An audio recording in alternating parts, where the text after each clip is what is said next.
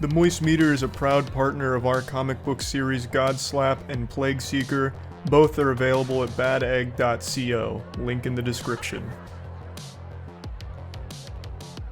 Marvel has become synonymous with forgettable.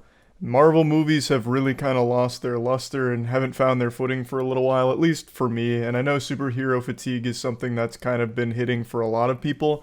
So I honestly didn't have huge expectations of Guardians of the Galaxy 3 going into it, especially because I didn't really like Volume 2. And considering this is James Gunn's last rodeo with Marvel, I thought he might have just phoned it in just to finish off the contract, but I'm happy to say that's not the case. I was pleasantly surprised by this movie. It was very good. For the first time in a long time, I actually cared about what I was watching from Marvel. It didn't just feel like throwaway schlock from the same tired old formula done a million times. Now, that's not to say that this thing pushes new ground, breaks boundaries, and transcends Marvel and superheroes. It very much does play into a lot of the same tropey shit that we're used to, but it does it with a lot of heart, and it does it in a pretty unapologetic, self-aware way. And I appreciated that. Even though, like I said, it doesn't do anything super new, it does all of the stuff that you kind of expect it to do well. Now, I want to get a complaint that's going to sound really petty out of the way immediately because I actually just talked about this in a movie not even a month ago. Every fucking AAA big budget production now needs a Beastie Boys moment. Why? It makes a little more sense in Guardians of the Galaxy since it's already built itself up to be very big on like the classic music, 80s in particular. I get it there, but even still, why always the Beastie Boys? Fucking the Mario movie had a Beastie Boys moment. Every movie ever made, whether it's their trailer or in the actual movie itself, has a Beastie Boys moment. I'm tired of it. Like, the Beastie Boys are fine, but fuck, stop. Use other music. Christ. I guess spoilers, but yeah, and Guardians of the Galaxy has a Beastie Boys montage moment. God damn it, just choose anything else. I'm so tired of hearing Sabotage, No Sleep Till Brooklyn fucking a million times in every goddamn movie. There's so many other songs out there. There has to be a reason for it, and it can't just be because they're huge Beastie Boys fans. There has to be a deeper conspiracy. I haven't fully connected all the dots to paint the whole picture on exactly what that conspiracy might be, but how the fuck does every blockbuster movie all have a Beastie Boys montage moment? There's got to be a reason for it, an explanation. Anyway, with that out of the way, Guardians of the Galaxy Volume 3 is good. So, I went into this expecting little but getting a lot out of it by the time the credits rolled, and that's thanks to the heavy lifting done to the Rocket Raccoon backstory. The entire backstory was fantastic. I actually thought they did a great job fleshing out the character. It was sad, it was dark, but not in like a, stupid, edgy way or anything. It was like really well written. I really liked what they did with Rocket Raccoon's backstory, and it really helps that for the first time in a long time, Marvel finally just made a hateable villain. A villain that you can't really make any arguments for redeeming qualities, and I think that's nice. It's refreshing. They've been trying so hard to capture the magic of Thanos that they keep making these villains that have like sympathetic motives and all that, which I think is important a lot of times, but at this point in the Marvel game, it's nice to just have a villain that is just irredeemably evil. In the quest of perfection, in the pursuit of perfection, he has become a monster. And that's it. He's just a fucking monster. And he does a lot of crazy, awful shit, and you're constantly pulling for his demise. He's basically Dr. Frankenstein, he's creating monsters, and it's very sad. It's very sad to see his creations because there is a lot of time given to showing a very human side of them, and it makes you feel for those creatures and makes you hate the villain even more, which is good. Another thing that's good is it subverted my expectations with how it handles Gamora. I don't want to spoil anything, but I actually think everything they did with Gamora and the Guardians team was really well done, without cop-outs and cheating here and there to try and give a ton of fan service and I'm trying not to spoil anything, and it's kind of tough. I will just say I like how they handled everything with Gamora. It wasn't what I was expecting them to do, but I'm glad they went the direction they did. Now, one thing I often critique in Marvel movies heavily is its humor. The Marvel quirkiness that every fucking character has. It's a plague that's swept through not only Marvel movies, but infected every other movie around it because everything is using quirky Marvel humor now.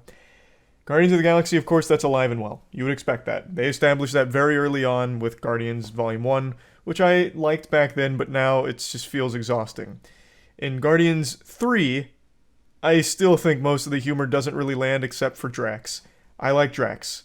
I know a lot of people like Drax. It's kind of a basic bitch type take, but Drax like actually does make me giggle. Dave Bautista is just so fucking charming. He's so fun to watch, and I think Drax is a lot of fun. But his jokes are really the only ones that land for me, even in this movie, save for like a couple of rare instances where they used humor, like more physical humor than I expected them to, that I wasn't expecting. Instead of just relying on like a quirky one-liner or stupid throwaway joke, they did some kind of like slapstick shit that caught me off guard and made me giggle a bit.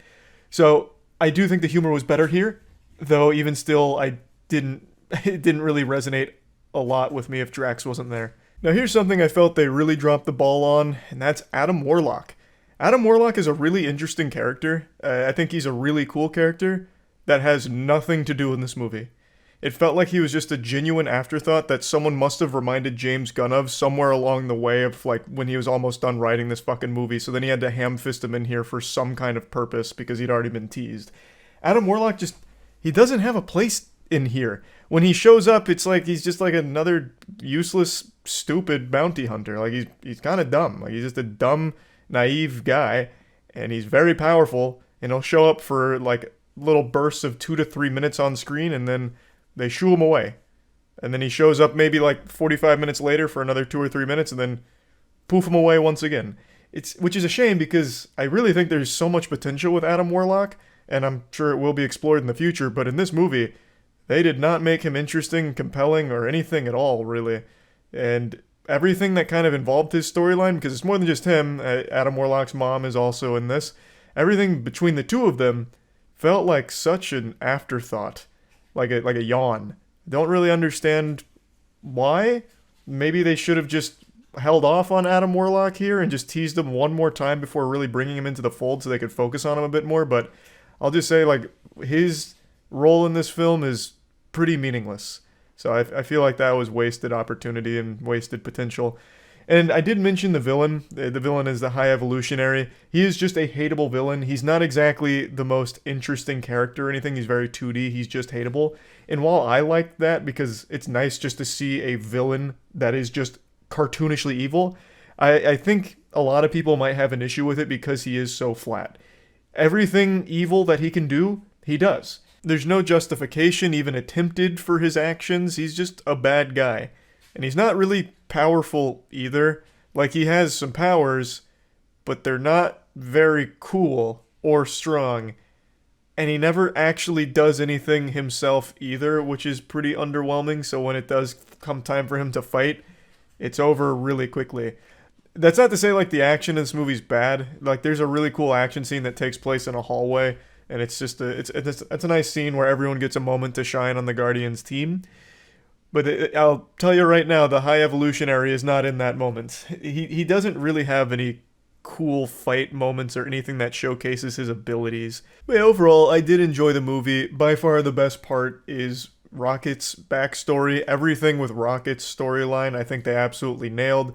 It does have a bit of messiness to its overall plot just because there's so many moving parts to it with the Guardians. Like, they have some Guardians that are still on another planet because there's so fucking many of them, so they have to split up as well. Like, there's just so many things, and then they have Adam Warlock that they're trying to get in the game here, in the ball game. So there are moments that I do think that it really loses its footing, but overall, I enjoyed it. It doesn't do anything new with superhero movies. It doesn't do anything new for Marvel, but it does what you expect, and it does it well, and I think it's a really nice departure from James Gunn here. I think he left it off on a really positive note, which I'm happy about. So, plugging Guardians of the Galaxy Volume 3 into the Moist Meter, I'm giving it an 80%. I enjoyed it, and yeah, that's about it. So, yeah. Huge thanks to ourselves for sponsoring this Moist Meter. GODSLAP is a comic series written by myself, Jackson, Matt, Danny, and Aubrey Sitterson. It follows the story of a character named Ace, who's an extremely powerful slapper in a world where slapping is king. Issue 3 just dropped. It's all available at badegg.co, and shit is starting to pop off. Ace is being hunted by a mysterious foe named Defister, who, after swan diving through a hospital, picks up Aes's trail and hunts him to the ends of the earth with his sidekick Olfactor. And also, our newest comic series, Plague Seeker, just came out. Issue 0 is available at badegg.co. It's written entirely by myself and edited by Jackson. It's set in a world 1,000 years after an apocalyptic event known as the Calamity. An asteroid hits Earth, and it brought with it mutations that changed all of its inhabitants. Now the world is infested with things called plagues, and atop the food chain sits 8 great plagues that control the entire world, and only one man stands against them, the Plague Seeker, who has an insatiable appetite to devour those 8 great plagues. So all of this is available at badegg.co, so please check it out. See ya.